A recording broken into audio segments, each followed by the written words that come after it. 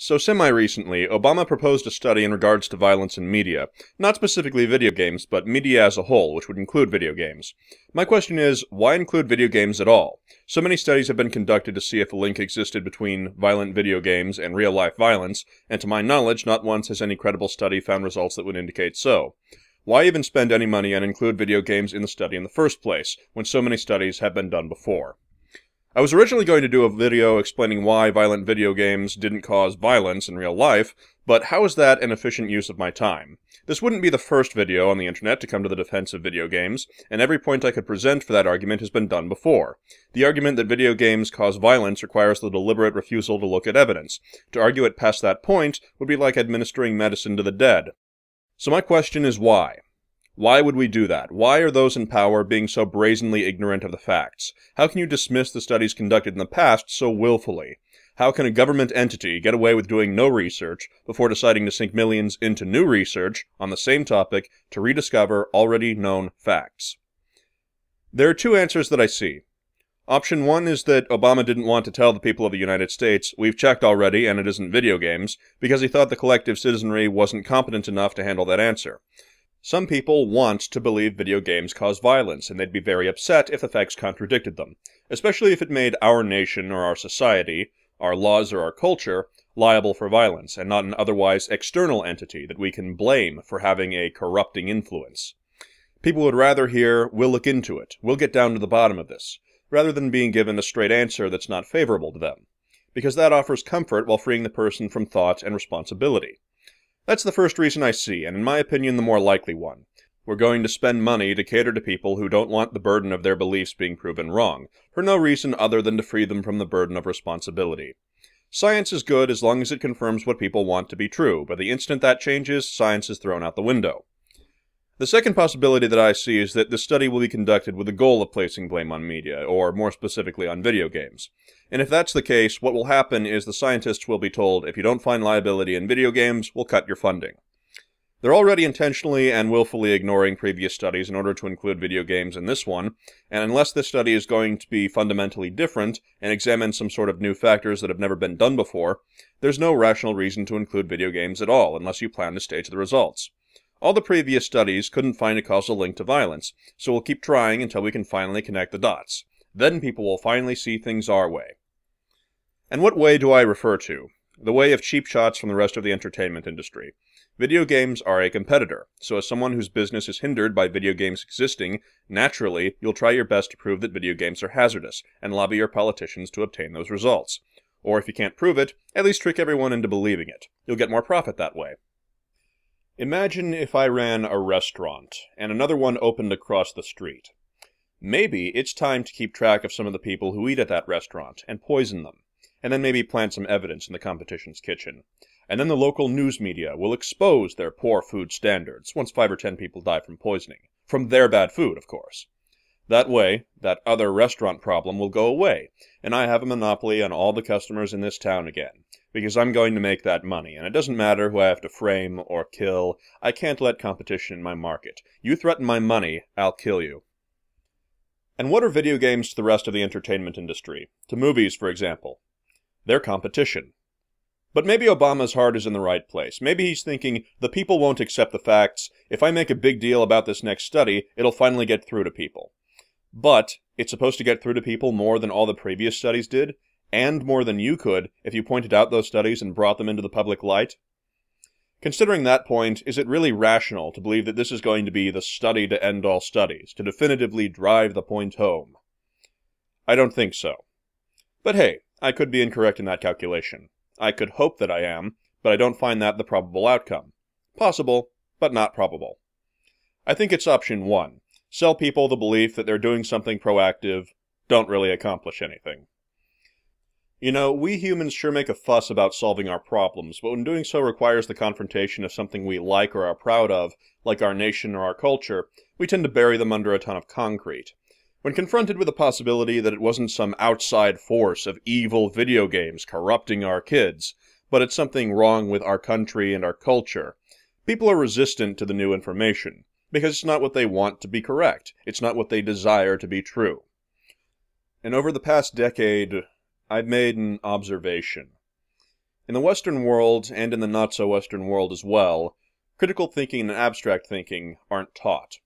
And I know school shootings and crime aren't an issue just in the United States. Germany has school shootings too. Britain has 350% the violent crime rate of the United States. And we're not the only country to host people who want to blame video games either.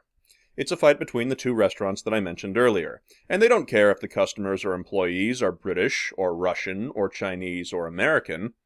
The new competitor is scapegoated and dragged into people's problems. Not because we did anything wrong, it's just our turn on the merry-go-round. We're going to that new restaurant, and if it wasn't video games getting blame, it'd be some other scapegoat. Today is just the latest in a long line of selling a delusion to the average person to give them something to blame other than themselves, and their nation, and their culture. It's a junkie getting a fix to avoid the burden of responsibility, and that fix is being supplied for money.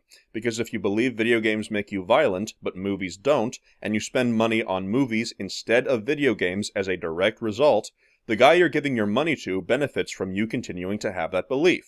I am choosing not to humor the hallucinations of a meth head or help him catch invisible pink leprechauns. I don't care if all the normal kids do it. I don't care if every kid at school is doing it. Meth doesn't feel like it's my kind of thing. Moving on, I'm going to add some content to this channel in addition to the PlanetSide 2 reviews, where I talk about my opinions on various topics that'll usually be sociological, philosophical, or scientific in nature. Watch it if you're into that kind of stuff. To an extent, I'd like to identify why video games are not to blame, but since it's been done so much, it'd only be a minor point. The focus would be on going after the actual cause, and simply saying, we didn't do it, isn't a particularly productive counterpoint if our objective is to actually solve the problem. And if you're wondering why, well, as the saying goes, evil prevails when good men do nothing, or ignorance prevails when the intelligent stay silent. Simply keeping quiet and continuing to allow myself to be accused of being a bad person because I play PlanetSide 2 is a very passive and pacifistic way to approach the issue, and I don't think that's wise. There are people who'd like nothing more than video games to be blamed for all the world's problems, which wouldn't bother me if none of them held any power, but unfortunately, that's not the case, and ignorance of a threat doesn't make it vanish. So the overall content changes aren't really going to be significant. There'll be some vlog-type content, etc. Most of the successful channels that I've seen run multiple series. This isn't a different concept. Now, I do understand, as I've mentioned before, with having an opinion comes controversy, but if someone said to me, oh, I disagree with you, that means I can't be subscribed to your channel anymore.